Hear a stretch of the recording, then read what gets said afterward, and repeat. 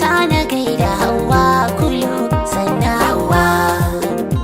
Hauwa ba abin ki haske a zuciyarki. Hauwa ba a raina suna da lokacin ki. Hauwa babu wanda zai bata zamanin ki. Hauwa babu wanda zai ruɗe zuciyarki. Hauwa ko na cana ya san da matsayin ki. Hauwa to addu'a muke Allah ya taimake ki. Hauwa a mata ake kiran ki. Hauwa ke ce ta fari, ke ce ake ganin ki. Hauwa in za a tara mata wa za ta fi ki. Hauwa in za a zo gari dole za a ganki. Hauwa in za a kalli mata wacce ta kai ki. Hauwa da ilimin ki sannan da dukiyar ki. Hauwa da murmushin ki. Hauwa da kyan halin ki. Hauwa da yan uwan ki. Hauwa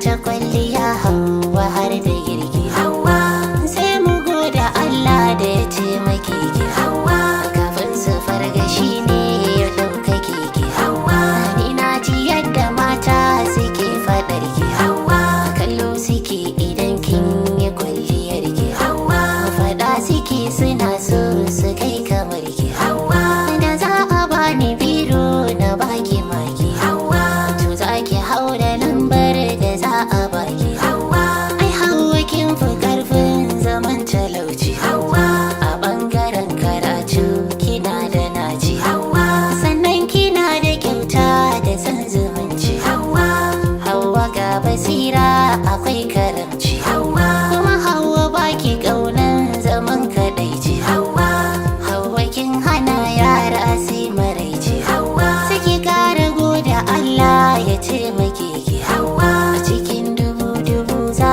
a so a ganki. Hauwa kin gagare su garyar banza, ka ji wance ba banza ba, a kada a tashi ba na rago ba, maganar ki ba da wasa ne ba, matsayin ki ba takaitacce ba, ke ce ta fari, ke ce farko, ke riga su dan kin sauko, an sanya tsere ke kika ɗauko, kin sha gaban su sai suka leko, sannan ki sanna Hauwa idan gari da Hauwa ke muke yabawa. Allah ya zaɓi Hauwa. Hauwa ba a raina Hauwa kulu. Hauwa ba a raina Hauwa kulu. Hauwa zana gaida Hauwa kulu. Hauwa sannin ki sanna Hauwa kulu.